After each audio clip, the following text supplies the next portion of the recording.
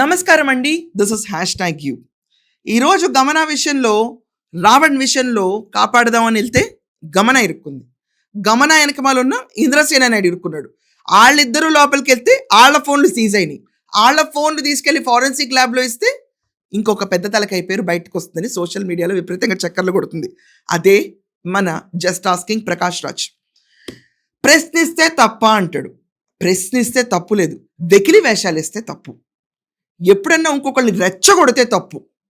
నీ ప్రశ్నగానే ఉండాలి, కానీ పరిమితులు దాటి లిమిట్స్ దాటేసి విచ్చలవిడతనంకి వెళ్ళిపోయి అవతల వాళ్ళని రెచ్చగొట్టి వాళ్ళ ఈగోస్ని, టెంపర్ని, రెస్పెక్ట్ని కుప్పకూల్చేలాగుంటే ఖచ్చితంగా చర్యలు ఉంటాయి. సో ఈరోజు వైసీపీ పెయిడ్ బ్యాచ్ కింద అనౌన్స్ అయిపోయిన గమన ఇంద్రసేన నాయుడు ఇప్పుడు ఈమె తీగలాగితే డొంకగలింది ప్రకాష్ రాజ్ అని సోషల్ మీడియాలో విపరీతంగా చక్కర్లు కొడుతున్న పేరు ఇదే. ఒకళ్ళతో గమన దెబ్బకి చాలా బడాబాబులు ఇరుక్కున్నారట. పొలిటికల్గా బడాబాబులు ఎవరెవరికైతే ఆమె టెక్స్ట్ చేసిందో అన్ని డిలీట్ చేసేసింది. ఇతను అరెస్ట్ అయిన వెంటనే దాని ముందు డబ్బులు ట్రాన్స్ఫర్ అయిన తర్వాత ప్రతి ఒక్కటి డిలీట్ చేసింది. ఫారెన్సిక్ ల్యాబ్ పంపించి మొత్తం వాళ్ళు రిట్రీవ్ చేసుకుంటారు. వాట్సాప్ చాట్స్ అయితే దే విల్ గెట్ ఇట్. వాళ్ళు ఎంత డిలీట్ చేసినా కూడా దొరుకుతాయి అవి. ఆమె ఫోన్ వాళ్ళు ఆల్రెడీ హ్యాండ్ ఓవర్లో ఉంచుకున్నారు కాబట్టి ఆమె ఇన్వెస్టిగేషను మళ్ళీ జరుగుతూనే ఉంది, కంటిన్యూస్గా, నిరంతర ప్రక్రియగా. ఎక్కడా ఒప్పుకోట్ల పాప. దెబ్బకి ఏమైంది, ఆమె ఫోన్లో ప్రకాష్ రాజ్ ప్రత్యక్షమయ్యాడు. ఇంతకాలం రావణ్ ఫోన్లోనే ప్రకాష్ రాజ్ ప్రత్యక్షమయ్యాడు. అంటే ఆడియోలు, దాని తర్వాత ట్విట్టర్లో ట్వీట్లు, ప్రతి ఒక్క దాని ఎడిటింగ్కి క్యాండిడేట్ కావాలి. అండ్ అతన్ని వెనకేసి కూడా వచ్చాడు. ఎందుకంటే Umar Khalid fan, is Hidma fan, అంతే, అంతకంటే ఏం లేదు. So both fans of extreme mindsets and most importantly both are against కూటమి. Underline this very clearly. And వీళ్ళకి ఎవరికి సపోర్ట్ అయితే జగన్మోహన్ రెడ్డి. వాళ్ళు ఎందుకంటున్నాను ఈ మాట, జగన్మోహన్ రెడ్డి టెన్యూర్లో 30,000 మంది కల్తీ మద్యం దాగి చనిపోయిన జస్ట్ ఆస్కింగ్ రాలా. గుర్తుందా? రంగనాయకమని అరెస్ట్ చేస్తే జస్ట్ ఆస్కింగ్ రాలా. సోషల్ మీడియా పోస్ట్ షేర్ చేసిన పాపానికి అర్ధరాత్రి అరెస్ట్ చేశారు, రాలా. అమరావతి రైతుల కోసం రాలా. తిరుపతి లడ్డీ స్కామ్కి రాలా. లిక్కర్ కుంభకోణంకి రాలా.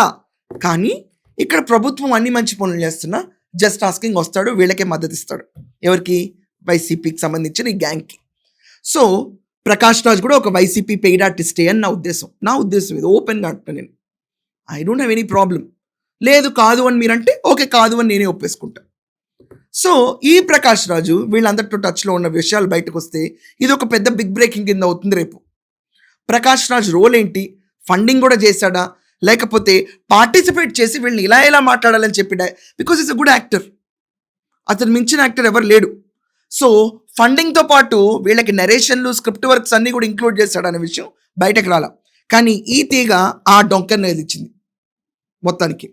రావణ్ తీగ గమన డొంక, గమన తీగ ఇంద్రసేన డొంక, మళ్ళీ గమన తీగ ప్రకాష్ రాజ్ డొంక. కదిపి పెట్టింది ఈరోజు. ఒక్క ఉపా కేసు ప్రకాష్ రాజు నోరు మూసుకుని చేసుకునేదా కూర్చుంది. దేశమంతా నువ్వేమయ్యావని అడుగుతుంటే ఎక్కడ మొహం చెల్లక దిగజారండి అని ప్రజల్నే అన్నాడు. నువ్వు దిగజారుతున్నావు అన్న విషయం రాష్ట్రం అంతా చూస్తుందంటే ఒప్పుకోడు, సమస్య లేదంటాడు. ఇలాంటి ప్రకాష్ రాజ్కి మళ్ళీ పిలుపు మీద పిలుపు రావడం మొదలవుతుంది. గన్నవరం చూస్తాడు ఈసారి ఎలా ఉంటుందో వేడన్నది. జన సైనికుల ఆగ్రహం కూడా రుచి చూస్తాడు. సో చెప్పండి, ఈ డొంక కదిలితే భరించగలుగుతాడా? ఏపీ ఇతన్ని భరించగలుగుతా న్యూసెన్స్కి? దీనిపైన మీ ఒపీనియన్స్ ఖచ్చితంగా రాయండి. That's all for now. Thank you.